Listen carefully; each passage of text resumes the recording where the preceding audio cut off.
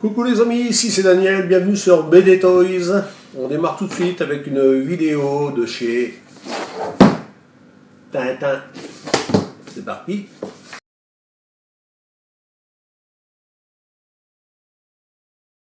Donc je voulais vous parler aujourd'hui d'un petit bouquin donc, que j'ai lu et que je trouve vachement bien expliqué. Donc c'est Les coulisses du neuf de chez Moulinsart. Hein. Alors c'est Philippe Godin.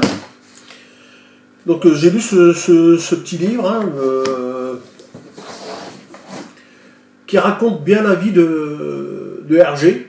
Hein. Il s'appelait Georges Rémy, bien sûr au départ. Hein. Il est devenu Hergé après. Donc il a commencé à 14 ans, donc c'était un enfant très, très avancé. Hein. Il était scout. Donc sa première édition, ses premières épreuves, c'était à 14 ans qu'il a fait. Donc je trouve à son âge, c'était vachement un phénomène quoi. Donc voilà.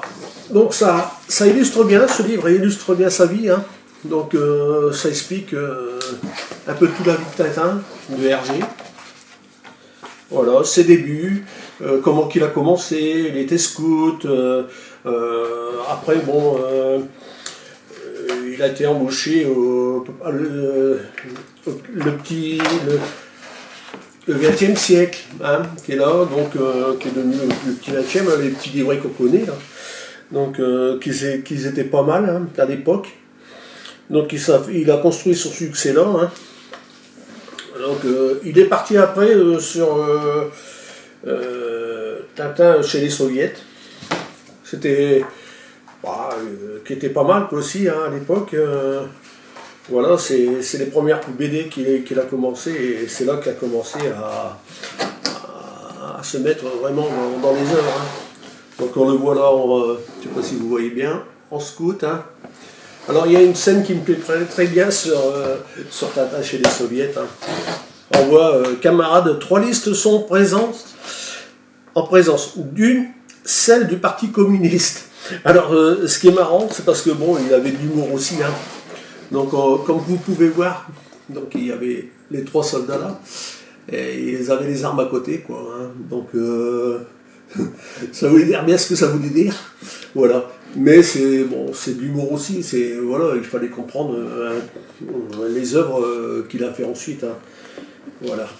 Donc moi j'ai trouvé ça pas mal. Il y a plusieurs écrits, Bon, bah, vous retrouvez aussi des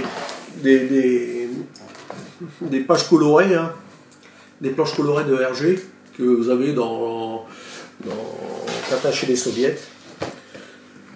Donc je vous dis, là c'est les numéro 1 qui est sorti de la collection.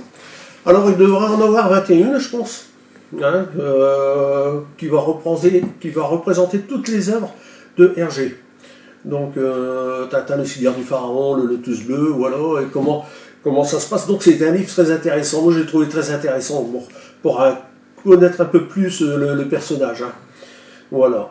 Donc si vous aimez Tintin et que vous n'avez jamais jamais su comment il a débuté, comment il vivait avant, je vous conseille fortement ce livre.